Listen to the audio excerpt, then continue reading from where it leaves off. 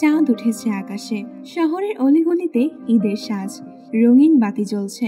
কিন্তু ঠিক এই আনন্দের সময়টাতেও কেবল একটা মানুষের জীবনে কোনো আনন্দ নেই। ঈদকে প্রচন্ড ঘৃণা করে সে, কারণ ঈদ মানেই তার কাছে টাকা খরচের মেশিন। দর্শক, মানুষটার নাম জাহাঙ্গীর। ঈদের আগের রাতে যার জীবনে ঘটে যায় এক অদ্ভুত ঘটনা। রাতের কোনো একটি অংশে তার ঘরে নেমে আসে ভূত, আর শুরু হয় এক অপার্থিব যাত্রা। যে যাত্রায় সে দেখতে পায় তার অতীত, বর্তমান আর ভবিষ্যৎ। কি বুঝতে পারছেন না তো? বুঝতে হলে জানতে হবে আমাদের এই টুইস্টে ভরপুর ফ্যামিলি মুভি সম্পর্কে।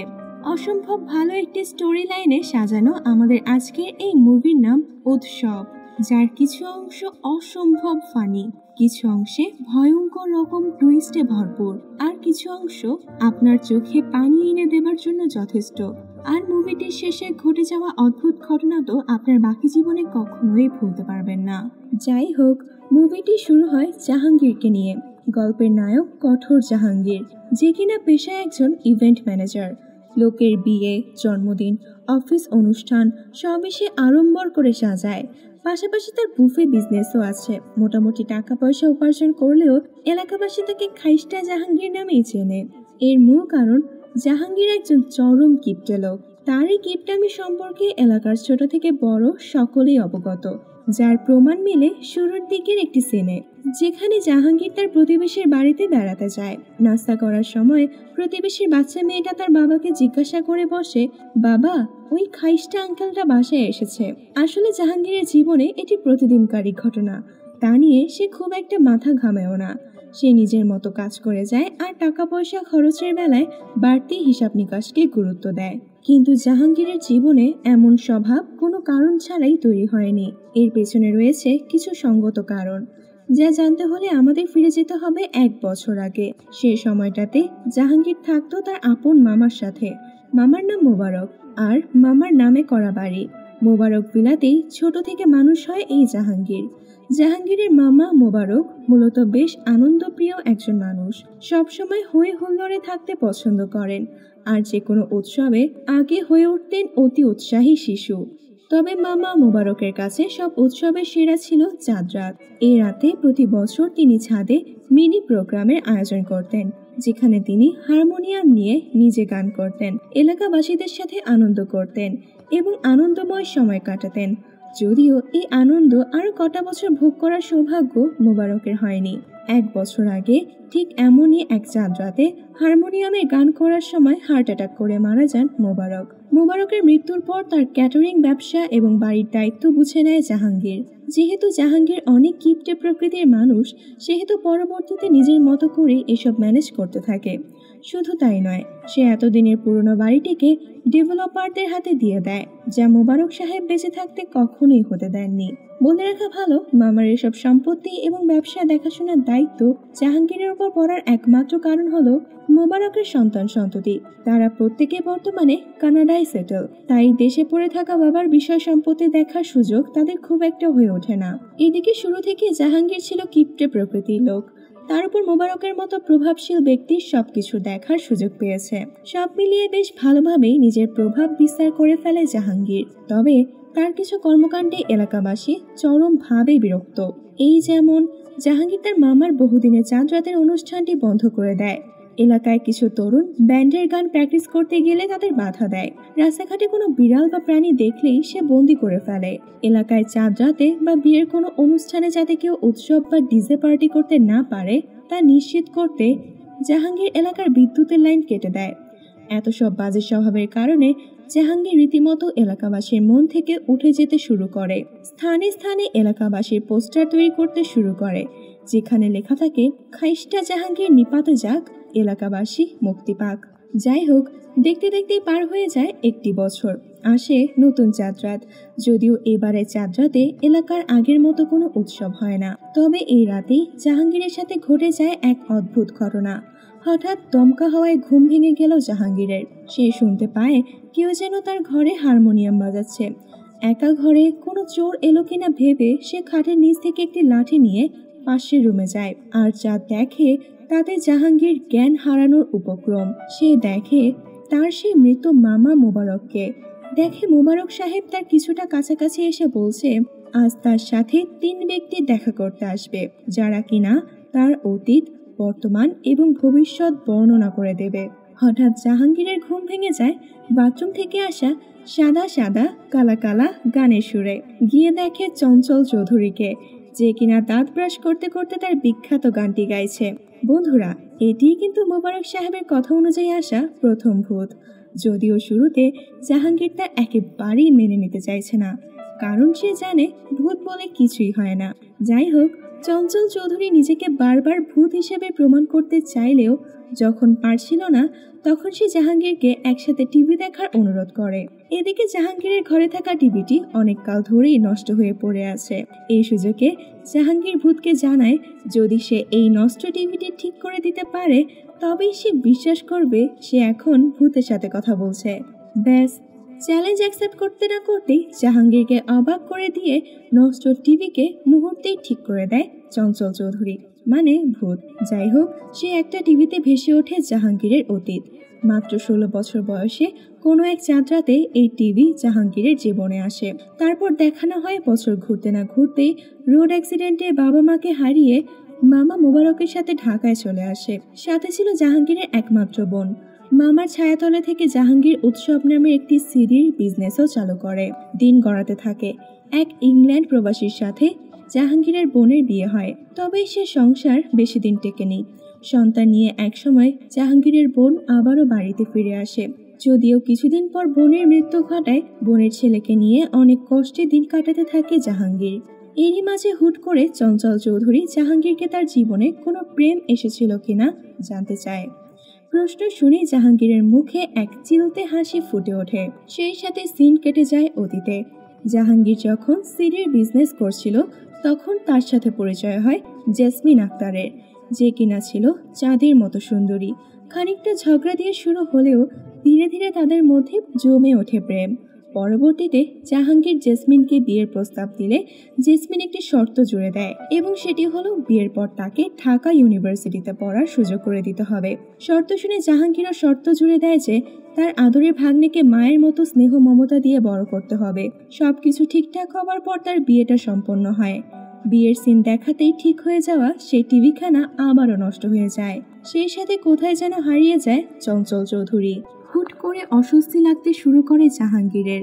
সে দৌড়ে লিভিং রুমে গিয়ে দেখে কেউ একজন তার অপেক্ষায় বসে আছে।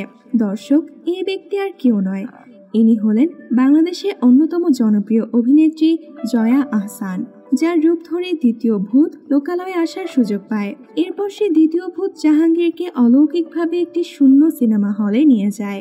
সেখানে থাকা একটি বড় স্ক্রিনে এবার শুরু হয় জাহাঙ্গীরের সংসার জীবনের প্রতিচ্ছবি। জাহাঙ্গীরের সংসার ছিল 3 সদস্যের: জাহাঙ্গীর, তার বউ জেসমিন এবং তার একমাত্র ভাগ্নে। সুখের ছোট সংসারে জেসমিন খুব একটা সন্তুষ্ট ছিল না, কারণ জাহাঙ্গীরের কিপটামি এবং ছোটলোকি মন মানসিকতা নিয়মিত সংসারে অশান্তি সৃষ্টি করত। একদিন জাহাঙ্গীর এমন এক ঘটনা ঘটিয়ে ফেলে যার প্রভাবে জেসমিনের স্বপ্নের ক্যারিয়ার ধ্বংস হয়ে যায়। একদিন জাহাঙ্গীর জেসমিনের অ্যাডমিশন কার্ডটি চুরি করে একটি সিন্ধুকে লুকিয়ে রাখে। এদিকে জেসমিন ভাবে হয়তো নিজের ভুলে সে অ্যাডমিট কার্ডটি হারিয়ে ফেলেছে, যার কারণে ভর্তি পরীক্ষায় অংশ নিতে না পারলেও মনে খুব একটা আক্ষেপ ছিল না তার। কিন্তু বন্ধুরা, সত্য কখনো চাপা থাকে না। একদিন জেসমিন ঠিকই জাহাঙ্গীরের এই চালাকি ধরে ফেলে। সেদিন রাতে জেসমিন খুব মন খারাপ করেছিল। রাগে দুঃখে সে সব বই জ্বালিয়ে ফেলে। জাহাঙ্গীর ক্ষমা চাইলেও জেসমিনের সেদিনকার মনের দাগ আজও কাটেনি। এদিকে জাহাঙ্গীরের ভাগ্নেকে ফিরিয়ে নিতে ইংল্যান্ড থেকে তার বাবা আসে, জানিয়ে চরম কাটাকাটি হয় স্বামী স্ত্রীর। জাহাঙ্গীর জানায় জেসমিন তার ভাগ্নের ঠিকমতো যত্ন নিতে পারেনি বলে আজ তাকে ইংল্যান্ডে ফিরে যেতে হলো। অন্যদিকে পাল্টা জবাবে জেসমিন জানায় জাহাঙ্গীরের কিপটামির কারণেই তার ভাগ্নে ঠিকমতো নিজের চাহিদা পূরণ করতে পারেনি, খেলনা কিনতে পারেনি, ইচ্ছামতো ঘুরতে পারেনি। এসব শুনে জাহাঙ্গীর জানায় সে ছোটবেলা থেকে টাকার অভাব কি সেটা বুঝতে শিখেছে, তাই যেন ভবিষ্যতে টাকার অভাবে তাকে পুনরায় কোনো কষ্টের মুখে পড়তে না হয় তা নিশ্চিত করতেই সে এমন কিপটেমি করে। সেদিন সারা রাত জেসমিন অনেক ভাবে। শেষ পর্যন্ত সে বুঝতে পারে জাহাঙ্গীরের অ্যাডমিট কার্ড লুকানোর ঘটনাটি সে কোনোভাবেই মেনে নিতে পারছে না। তাই সে পরদিন সকালে একটি চিঠি লিখে নিজ বাড়িতে ফিরে যায় এদিকে জাহাঙ্গীর স্টেশনে পৌঁছাতে গিয়ে দেরি করে ফেলায় জেসমিনকে আর ফিরিয়ে আনতে পারেনি। পরবর্তীতে নিজের ইগোকে প্রাধান্য দিতে গিয়ে জাহাঙ্গীরও আর জেসমিনকে ফিরিয়ে আনতে চায়নি। এরপর পরই জাহাঙ্গীর বাস্তব জীবনে ফিরে আসে। দ্বিতীয় ভূতটি চলে গেলে বাড়িতে বেশ অস্বস্তি লাগতে শুরু করে জাহাঙ্গীরের, যার কারণে সে একটি লেকের পাড়ে হাঁটতে থাকে।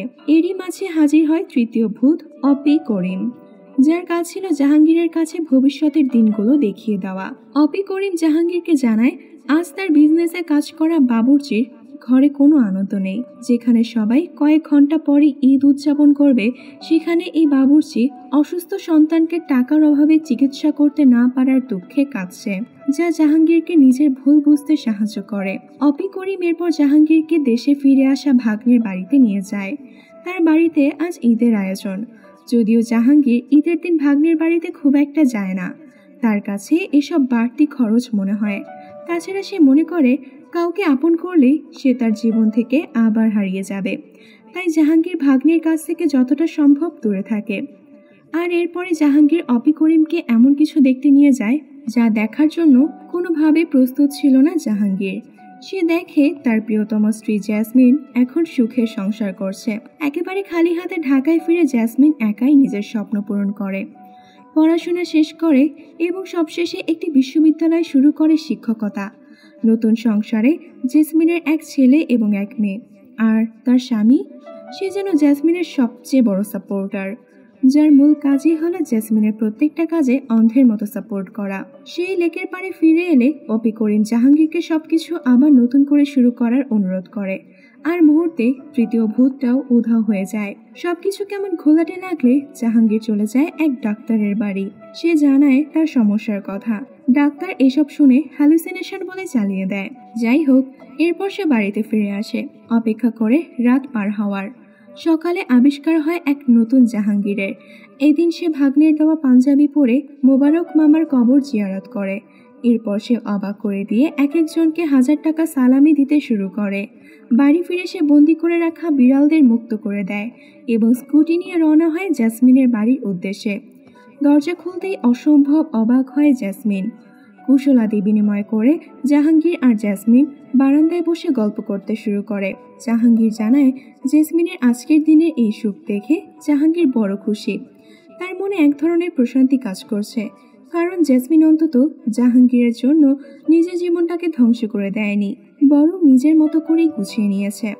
নিজের ভুল বুঝতে পেরে ক্ষমা চায় জাহাঙ্গীর। কথা শেষে উঠতে গেলেই জেসমিন জাহাঙ্গীরকে আটকিয়ে এমন একটি কথা বলে যা শোনার জন্য জাহাঙ্গীর মোটেও প্রস্তুত ছিল না। জেসমিন জানায় সেদিন বাড়ি ছেড়ে চলে আসার সময় জেসমিন গর্ভবতী ছিল, যার ফল তার আজকের বড় মেয়ে এশা। যা শুনে জাহাঙ্গীরের চোখ ছলছল করে। সে ভাবে সে এখন একা নয়। যদিও জেসমিন এশাকে বাবার সত্যিকারের গল্প বলেই বড় করেছে, তবে জাহাঙ্গীরকে সেই খবর দেয়নি, কারণ জেসমিনের ভয় ছিল জাহাঙ্গীর না জানিয়ে আবার এশার জীবনটাকেও অস্বস্তিতে ভরিয়ে তোলে। জাহাঙ্গীরের পরিবর্তন দেখে আর জেসমিন বিষয়টিকে গোপন রাখেনি। সেদিন জাহাঙ্গীর জেসমিনকে বিদায় জানিয়ে একটি রেস্টুরেন্টে মেয়ে এশার সাথে দেখা করতে চলে যায়। গিয়ে দেখে এশার কফির বিল 350 টাকা হওয়ায় ওয়েটারের সাথে কথা কাটাকাটি করছে, যা দেখে জাহাঙ্গীর মুচকি হেসে ফেলে, কারণ সে ভাবে মেয়েটাকে কিছুটা হলেও তার মতো হয়েছে। এমন সময় হুট করে এশার চোখ পড়ে বাবার ওপর।